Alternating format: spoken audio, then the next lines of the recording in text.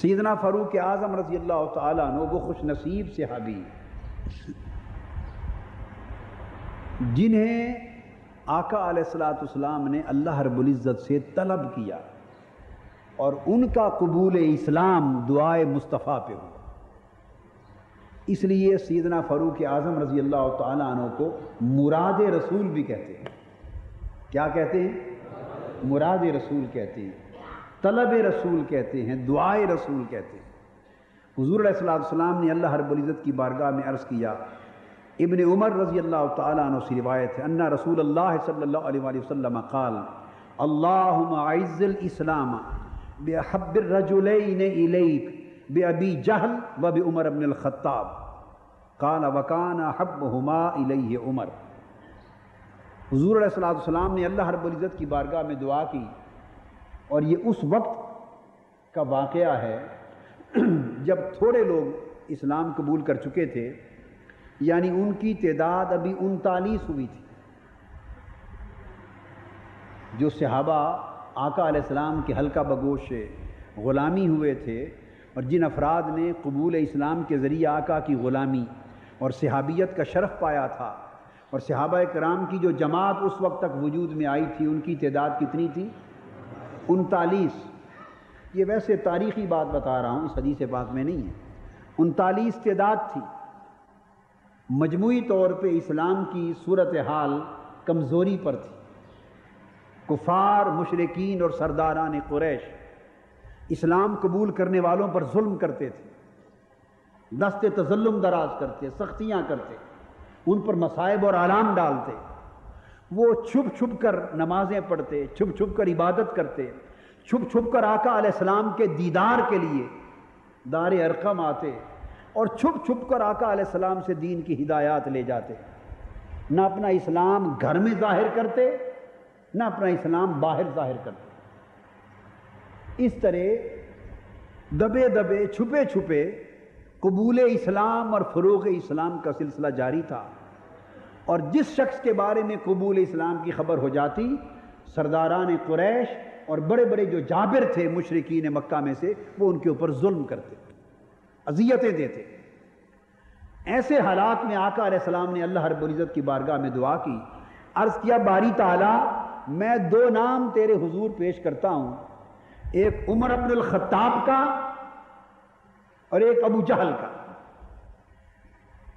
کتنے نام؟ 2 نام تیری بارگاہ میں پیش کرتا ہوں، ابو جہل ابن ہشام اور عمر ابن الخطاب۔ 2 نام پیش کرتا ہوں، عرض کیا باری تعالیٰ ان 2 میں سے جو تجھے محبوب ہے اسے میری غلامی میں دے۔ ان 2 میں سے جو تجھے محبوب ہے۔ اب آگے کلام کیا تھا؟ دعا کے کلمات تھے، اللہم اعز الاسلام، مولا ان 2 ناموں میں سے، ان 2 شخصوں میں سے جو تیرا محبوب ہے، جس سے تو راضی ہے، اس کو قبول اسلام دے، تاکہ اس کے ذریعے اسلام کو طاقت مل جائے، اس کے ذریعے اسلام کو عزت مل جائے۔ دعا کی باری تعالیٰ ان 2 میں سے ایک کے ذریعے اسلام کو عزت عطا کر۔ اب آپ اندازہ کریں، یہاں سے یہ پتہ چلا کہ یوں تو ہم میں سے ہر ایک کو عزت کس کے ذریعے ملی؟ اسلام کے ذریعے۔ ہمیں عزت بولیے اسلام کے ذریعے ملی۔ تو کچھ لوگ وہ ہوتے ہیں جنہیں اسلام کے ذریعے سے عزت ملتی ہے، اور کچھ اللہ کے محبوب بندے وہ ہوتے ہیں کہ ان کے ذریعے سے اللہ اسلام کو عزت دیتا ہے، حالانکہ اسلام اللہ کے بندوں کا محتاج نہیں ہوتا۔ اسلام کی عزت کے لیے اللہ ہی کافی ہے، اسلام کی عزت کے لیے اللہ کا پیغمبر ہی کافی ہوتا ہے، مگر یہاں عزت سے مراد اسلام کو طاقتور کرنا، اسلام کو غالب کرنا، اسلام کو محکومی، کمزوری، مجبوری کی کیفیت سے نکالنا۔ اور اسلام سے مراد یہ ہے کہ امت مسلمہ کو اور مسلمانوں کو، کلمہ کو مسلمانوں کو عزت دینا، تاکہ اسلام پر کفر کا اور دشمنان اسلام کا ہاتھ اونچا نہ رہے۔ یہ معنی ہے اسلام کو عزت ملنے کا۔ تو عام مسلمان اسلام سے عزت پاتے ہیں، اور خواص لوگ وہ ہوتے ہیں کہ ان کے ذریعے اللہ اسلام کو عزت دیتا ہے، عالم اسلام کو عزت دیتا ہے اور امت مسلمہ کو عزت عطا کرتا ہے۔ تو سیدنا فاروق اعظم رضی اللہ تعالیٰ عنہ جماعت صحابہ میں سے وہ خوش نصیب ہیں کہ آقا نے اپنی زبان مبارک سے عرض کیا کہ مولا اگر عمر مسلمان ہو جائے تو اس کے ذریعے اسلام کو عزت مل جائے، یعنی اسلام کو طاقت، تمکنت، شوکت اور غلبہ نصیب ہو جائے اور دشمن میلی آنکھ اٹھا کر اسلام کی طرف دیکھ نہ سکے، یعنی یہ اسلام کی حفاظت کا باعث بن جائیں گے۔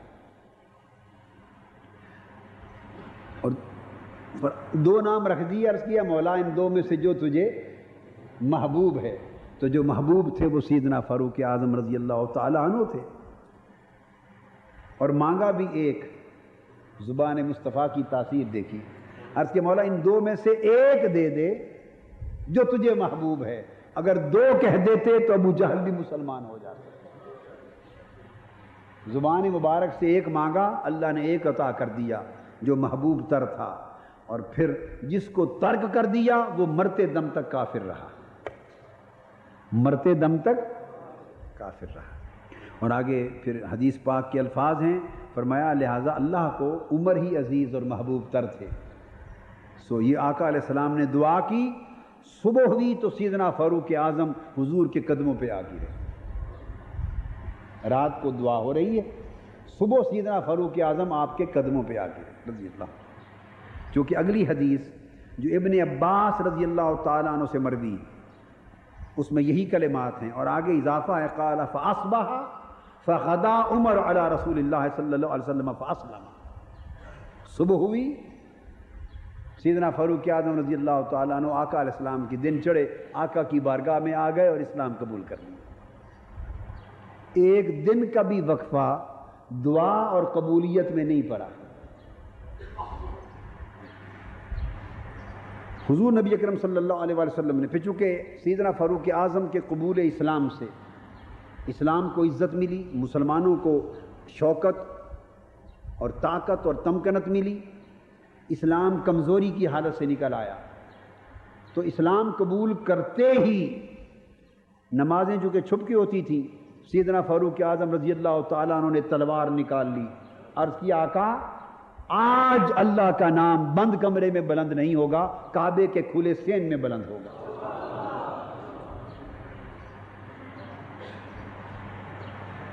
آپ بھی یہ جرأت سیکھیں، آپ بھی یہ جرأت سیکھیں، ایمان مضبوط رکھیں، یقین محکم رکھیں، اور ہمیشہ زندگی جرأت کے ساتھ گزاریں۔